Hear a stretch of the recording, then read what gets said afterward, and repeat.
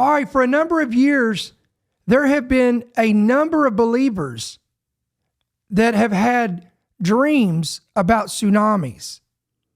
And many have speculated what would produce this, what would cause this. And many have said that this could be a massive earthquake on the west coast of the United States. Or they said it could be some type of volcanic eruption off the Canary Islands that would impact the East Coast. There's been many speculations of what would actually cause these tsunamis. Well, today we may have some new insight into this. We're going to be talking about a new warning that has been given by scientists for the year 2025. Of course, right? We're going to bring in the year with another warning about another pending disaster. Then we're going to talk about another warning. Scientists are also warning of another disaster. And we're talking about an ultra intense category 6 hurricane. We're going to cover that. And then we're about to enter into 2025, January. And they're saying now that there is a polar vortex that's sweeping in that could bring the coldest temperatures across the United States that we've seen in decades. So buckle up. It's about to be 2025 and it's going to get intense. Let's get after it.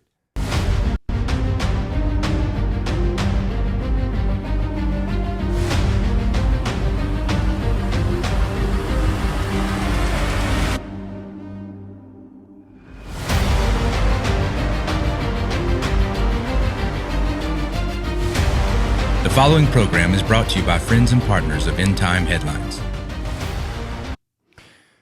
All right, guys, what is going on? It is Tuesday, the last Tuesday of 2024. We're talking about New Year's Eve. It is December 31st. We want to welcome you to today's program. I am your host, Ricky Scaparro, the founder, the pastor, and the voice of End Time Headlines. And we welcome you to the program. This is news and headlines from a prophetic perspective. Listen, if this is your first time joining us, perhaps you're coming in from some other social media outlet, platform, whatever the case may be. And if you're here and you're in the chat or you're watching by the rebroadcast and you're new, let us know that you're new and where you guys are joining us from. We'd love to hear from you. And our admins will acknowledge you and we will acknowledge you. And we love you already. We thank you for being a part of the program. And we pray that you're blessed, encouraged, edified, and informed by our ministry. Before we get started, why don't you go ahead and help us out? All of you, all of our normal viewers, you already know the drill. Go ahead and hit that like button. That's going to help us get eyes on our program out there on these platforms and on the algorithm here on YouTube and Rumble and all these other outlets, of course. And you can go ahead and hit that subscribe button, hit that bell notification if you want to keep up with this here on these platforms as well. And then take it a step further. Why don't you pick up our free app? It's available on Apple and Android devices. Again, this is completely free for you. All you got to do is download it, hit yes to push notifications. And what this is going to do is going to keep you informed of every headline, every podcast, every breaking news alert, prophecy, viewpoint. Everything is going to be right there at your fingertips as well. So we talked about, guys, the intensification of birth pangs. In Matthew 24, Jesus gives us a whole list of things that will transpire leading up to the end of the age and the coming of Christ, the return of the Lord. And he says that these things will come as sorrows. Again, that Greek word sorrows equates to birth pangs. It is a picture of the travail of birth pangs that a woman will endure before she gives birth. I want to pull up, I want to show you, and we've talked about this many times, but the earth, the entire earth and creation is subjected to this law of travail. And I'm going to show you, this is in Romans 6. And I know most of us are King James, New King James, but the New Living Translation really pulls out some stuff here that I like about this verse. So I want to pull this up and I want to read this to you. Again, we welcome you guys on Apple and Spotify as well. We are in Romans chapter 8. Let me clear that. I think I said Romans 6. We're in Romans 8. Excuse me for that. Romans 8. Look at what it says. This is Romans 8:18. Again, this is from the New Living Translation. Yet what we suffer now is nothing compared to the glory he will reveal to us later. Look at what it says here. All creation is eagerly waiting for that future day when God will reveal who his children really are. Come on. Against its will, all creation, somebody say all creation, was subjected to God's curse. Now, what is that talking about? It's talking about the fall of Adam, all the way back in the Garden of Genesis. But with eager hope, the creation looks forward to the day when it will join God's children in glorious freedom from death to decay. This is talking about the new heavens and new earth, the renovation that's coming, future tense. For we know, look at this, all creation has been groaning as in the pains of childbirth right up to this present time. So let me say that again. All of creation has been groaning as in birth pangs right up to the present hour. So right now, it's continued to groan. It's continuing to travail.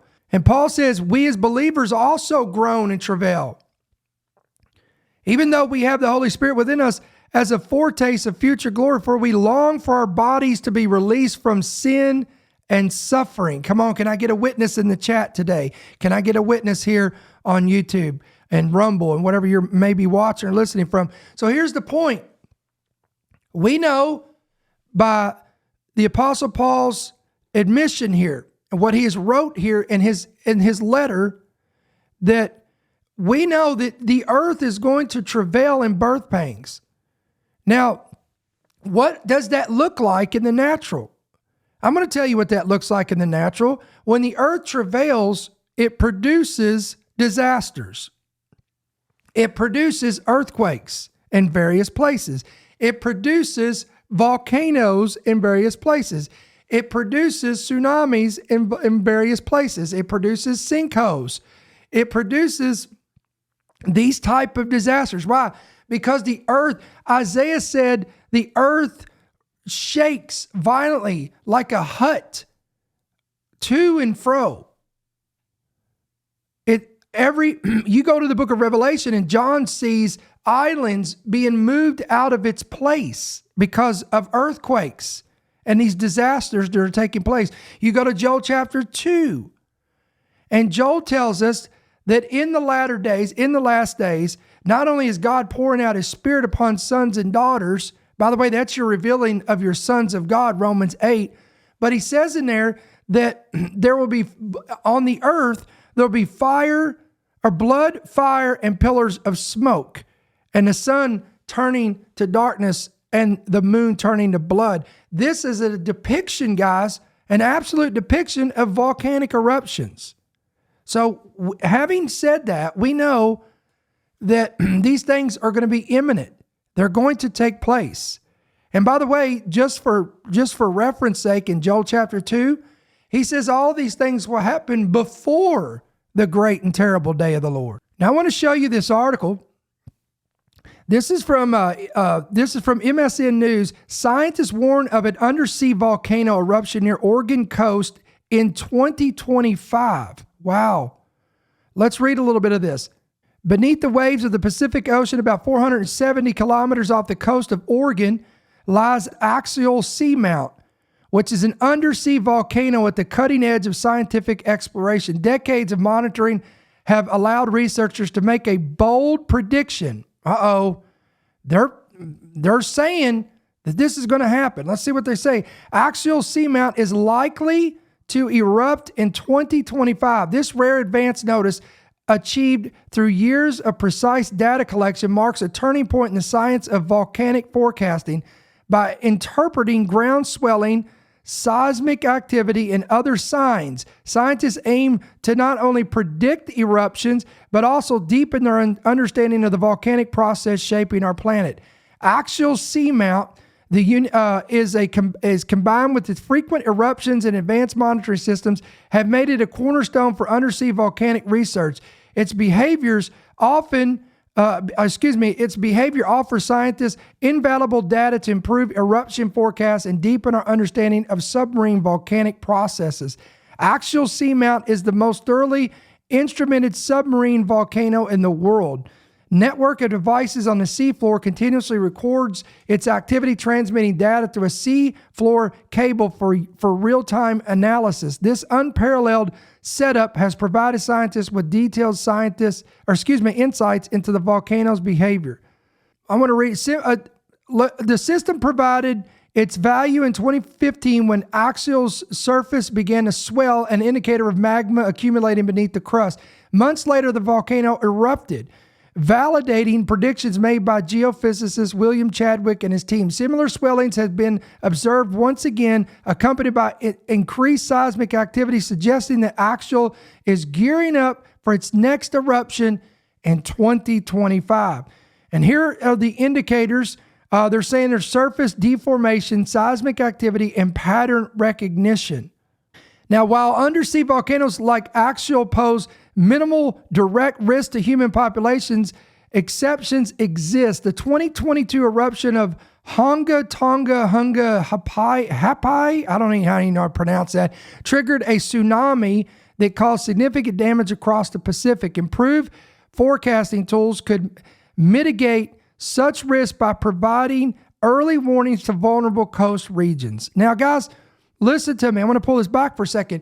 I will tell you, I'm no seismologist. A shock. I know you're shocked by that. I'm not a scientist. I'm not a volcanologist.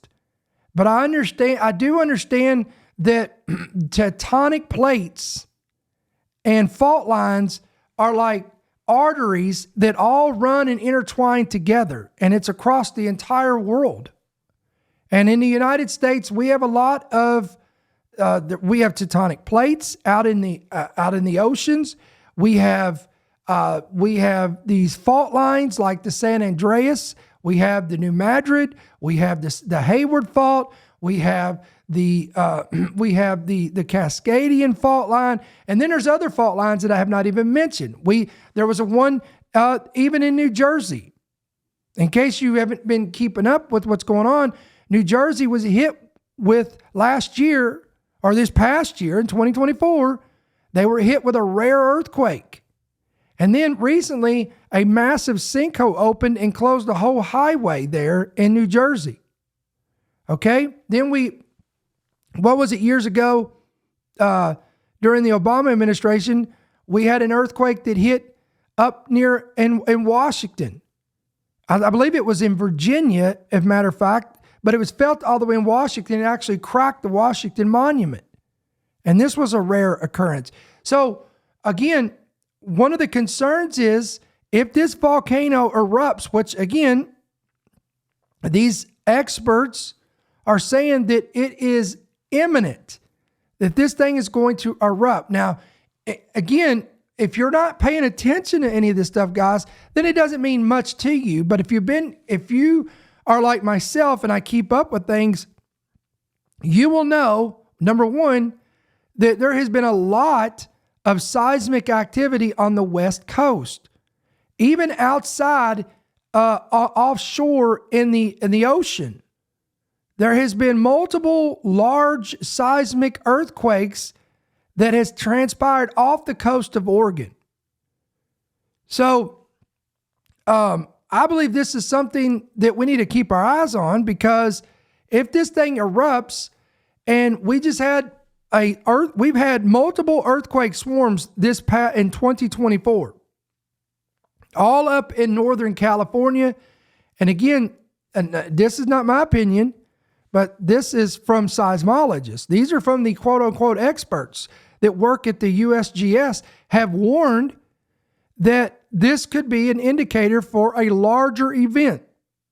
And they said that there is a good probability that this is going to happen in our lifetime. So could this be a trigger point?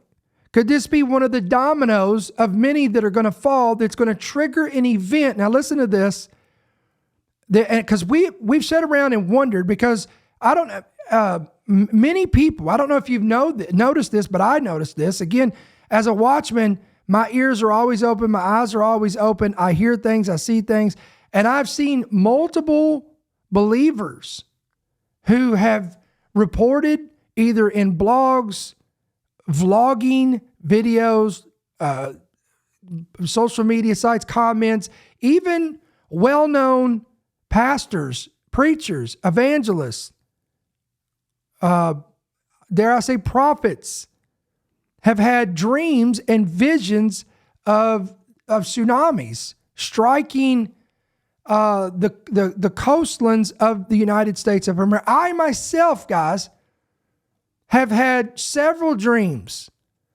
of tsunamis striking the coast. Now, I will say for me, I can't speak for other individuals, but for me, I believe the Lord gave me clarity on on the source of the tsunamis that I saw. For me, I saw the source of a tsunami that hit, and I don't know where this was at, so don't ask me. I was never given clarification whether this was the East Coast or the West Coast of the United States of America, but I do know that it was the United States of America. I do know that. But I saw a small tactical nuclear weapon strike off coast of somewhere, East Coast, West Coast. It struck in the ocean and it produced a tsunami, a large wave. I mean, this was a tsunami that went in my dream. Again, I'm not speaking for everybody else, but in my dream, I saw high rises and the waters were going all the way up to midway to the building.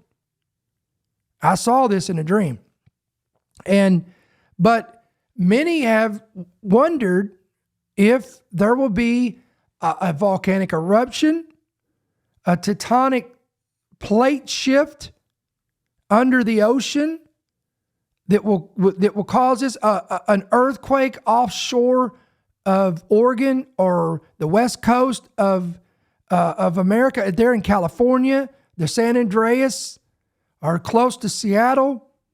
We've had, we could pull, guys, I could pull up a dozen articles talking about where all these experts have warned that it's only a matter of time that if a large event took place, a seismic event, an earthquake, that could produce, all these things can produce a tsunami like this. So here we have, this is a bold prediction. They're saying it's not, they're not saying that it could, they're saying it will happen. They're saying that this underwater volcano off the coast of Oregon will erupt. Now, we hope that it won't produce any damage. We hope that it won't generate a scenario in which we're talking about a tsunami here. We can only hope that it won't put pressure on an existing tectonic plate or a fault line that maybe is running again under the water in the ocean there on the seabed. And if it does, will it trigger the San Andreas? Will it trigger one of these fault lines there that run on the West Coast? I don't know. This is why we're talking about this today, because you guys on the West Coast, you need to be heads up, be prepared. And you know this. They've been telling you this. I know, and it's like the boy cried wolf. We get it. But this is something that you need to be aware of. Now, I want to shift gears. I want to talk to you about another warning that's coming out. I thought this was interesting. All right, scientists are warning of impending, quote, ultra-intense Category 6 storm. All right, here we go. Scientists have made a stark warning of an impending ultra-intense Category 6 storm striking the United States. Now, right off the bat, guys, if you're like me, my mind goes in these places. I have to think, okay, is this going to be natural or is this going to be manufactured? Come on, does anybody think of Hurricane Helene? Does that come to mind? The prediction comes from an international team of over 60 experts who have discovered burning of fossil fuels has poured the equivalent energy into the Earth's systems, heralding a, quote, dark new era of, quote, they're calling these things mega hurricanes. You've ever heard mega earthquakes? Now they've come to a new term called mega hurricanes. Ladies and gentlemen, are we ready? Are you ready for us to witness a Category 6 hurricane? Right now, the highest level that they have is a Cat 5. But now they're saying we need to be prepared and be ready for the introduction of, quote, mega hurricanes. An ultra-intense Category 6 storm would unleash winds of 192 miles per hour or higher and a rise or higher. Look at that. And a rise in seawater exceeding 25 feet. Guys, this would be catastrophic. This would be catastrophic. While this is a theoretical weather event, experts call it the, quote, most powerful storm ever seen on Earth. Wow. Predicting it will form sometimes around the year 2100. Now, some of you may say, well, you just lost me right there because we're not even going to be here. It don't matter, et cetera, et cetera. And look, they even named this thing Hurricane Danielle. Anybody else think that's weird? They're predicting this will form in the year 2100, and they've even named this thing Hurricane Danielle. Now stop. Let me pull this back here for a second. I want to hear from you guys in the chat. I want to hear from you on Instagram, on wherever you may be hearing this. I'd love to hear from you. Do you actually believe? Well, first of all, do you believe this is going to happen? Why don't you type in a Y for yes and a no for no in the chat, or you can type in yes or no if you're watching this from other platform. And then the other question is, are you like me and believe that they're just coming out and telling us? Now they're not saying, hey, we're manufacturing this thing, we're creating this thing, but they might as well. I mean, none of us, guys, we're wide awake here. We're not stupid. We're not dumb. We're not naive. Now, yes, there'll be birth pangs and the earth will travail, but it is also a known fact that governments have the technology and the equipment to create and manufacture storms for quote unquote good agendas, or would be novel agendas to for example, if there's a drought, they want to do what's called cloud seeding and produce rain, and it would help the harvest. So that would be a good thing. But we all know, guys, with this type of power comes great responsibility, and sadly, none of us anymore, at least here in the United States, I can't speak for Britain. I can't speak for our Australian brothers and sisters down under. I can't speak for all those individuals. I live in the United States, and I'm just telling you, as a citizen of the United States of America, I could take a poll, and the great vast majority of people no longer trust our government. They no longer trust the people of authority for, number one, giving us factual information, truth. We know that if any event happens or takes place, they are the last ones to report on it. They will set on this. It don't matter what's going on. Whether it's the drones, whether it's this or that, they'll set on that information, and only when they're pressured by the population, when they're pressured by officials, they're pressured by whatever sources are pressuring them to comment on it or engage in some kind of dialogue about it, it's only then will they engage in conversation about it and present it to the mainstream media. And by that time, they have already manufactured a narrative. This is why even, guys, it's a fact. This is why even Google, when a event is developing, an event could be taking place live right now in a major city, and you go to Google this to see what's happening, because after all, there was at one point, Google was the place to go where you could find information, but those days are over, because you'll find information, but it's going to be, again, it's going to be packaged in the way in which they want you to see it and hear it and read it. It's going to be heavily filtered.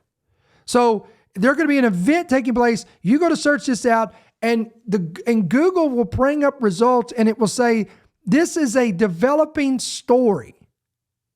And the results are rapidly changing by the hour. It's something in that category there, in that form or fashion, it'll say something like that. Because I've seen it happen with my own eyes. I've researched things and that's happened when it was happening live. Whether it be a school shooting or whatever the case would be, that's what it said. And it's interesting to me. And if you really dig deep enough, you'll realize why they're doing that. Again, because they want time to sit on this to bring about a narrative. Okay? So here we have these over 60 scientists that are already telling us that there's coming mega hurricanes that are going to supersede the charts, the graphs, the meters in which and the way in which we monitor these things and observe these things. The wind speeds, it's going to surpass our entire scale. It's going to be a category 6, 192 plus miles an hour and seawater exceeding 25 feet. Now, I like how they say, well, this will happen around 2100. The reason why they say this, and this is my opinion, of course, I believe the reason why they're saying this is so that people don't freak out. But I'm going to go and step out on a limb here and say that these quote unquote mega hurricanes we're going to see these things way before 2100. I would venture to say that we'll see these things in the next 5 years. It's already happening, guys. Look at these storms. Look how these storms are intensifying. Now, of course, they'll blame it on the CC word that has to do with the climate. They'll blame it on that. They'll blame it on us that we're the cause of it. But it's happening. Winters are getting worse. Summers are getting hotter. Tornadoes are becoming more intense when they break out and the destruction they leave. The hurricanes are getting. Look at Hurricane Helene. There's a huge group of individuals who believe that was one case of the hands of certain entities that manufactured this, that manipulated it. Not saying they created it per se, but they manipulated it. Again, I'd love to hear your thoughts on this, but that's my opinion. I believe we're going to see this in our lifetime. The forecast is part of the new book, Category 5, Superstorms and the warming oceans that feed them, where author Porter Fox features scientific calculations and testimonies from sailors who have dealt with extreme weather firsthand. And while Florida was battered by hurricanes this year, Danielle would take a different path. New York. Now they're even telling you where the path is going to go. So it's going to surpass a Category 5 strength. It's going to take place during a certain timeline. They've already got it named. And now they're saying the experts are predicting the storm would move through the slim channel between Staten Island and Brooklyn's Diker Heights, which was last taken by Hurricane Sandy back in 2012. Destruction will be on a scale never seen in the Northeast. Quote, more like a cyclone on the floodplains of India or Bangladesh than wind events in the tri-state. And guys, again, listen to me. We've already seen destruction like we've never seen in the Appalachians. Those folks are all in there. You know, many of them people are still living in tents, don't you? And my heart breaks for them because we're getting ready to get to our third story in just a moment, and it's going to impact those folks. So we need to be praying for them. But all through the Appalachians and North Carolina and Tennessee and in places all through there, they saw destruction that was unprecedented, never seen before from a hurricane. And this sounds so ridiculous. If I was saying Florida, it would make sense, or Louisiana, or even Texas. But we're talking about North Carolina And we're talking about Tennessee, and you're equating this to a hurricane and hurricane damage? Yes, because I believe these mega hurricanes are already happening. Now, they may not be in Cat 6 wind speeds, but they are in anomalies, in intensity, and their paths that they're taking. All right, Fox's hypothetical Hurricane Danielle would enter the New York harbor first with its punishing wind shear rattling the Verrazano Narrows Bridge. If I mispronounced that, forgive me. The intense wind would snap the structure's 3-foot-thick suspension cables and send both levels of the roadway into the lower bay. As this ultra-intense Category 6 enters the New York harbor, the whole of Governor's Island will be submerged in a wall of white water. Most windows in the Freedom Tower, built to withstand gusts of 200 miles per hour, will blow out, ironically reducing its windage and likely saving the building. Retaining walls built around Battery Park as part of the ongoing $1.7 billion plus Lower Manhattan Coastal Resiliency Climate Adaptation Plan. Wow, that's a lot, a mouthful there. Will be overwhelmed. Ocean and river water will mix at the eastern edge of Tompkins Square Park as water flows freely through the streets of Chinatown, Little Italy, and the chic boutiques, and bistros of NoHo and Soho. The city's vulnerability to this deluge will be a consequence not just of the storm, but rising sea levels, an example of what the author calls the, quote, compounding forces of, here it is, the CC word. If Superstorm Sandy had occurred in 1912 instead of 2012, it would have likely not flooded lower Manhattan. That is because sea levels had risen about 12 inches over the 100-year period. Again, this is all propaganda, again, promoting the CC word, which we're not going to get into. So again, guys, this is incredible that they are telling us ahead of what's coming. They're giving us a heads up. All right, this is coming. Whether we like it or not, it's coming down the pike. Now, speaking of something that's coming down the pike, here comes a polar vortex. I remember, is anybody old enough to remember when they used to call this winter? Now they call it polar vortex. But nevertheless, it's headed for the U.S., and they're saying this will bring, quote, exceptionally cold temperatures in the new year. And they're saying weather models are screaming. All right, January is shaping up to be the, quote, coldest in a decade. Imagine that. As the polar vortex dips south across the eastern half of the U.S., shocking a nation that has enjoyed an unusually balmy end of the year. It's going to get cold and then very cold. This is according to a weather meteorologist from, I believe it was from AccuWeather, or one of these meteorological agencies. Based on the latest long-range data, this January has the potential to be the coldest since 2014. So to be 11 years, they're saying it'll be the coldest. And here is the track of this thing.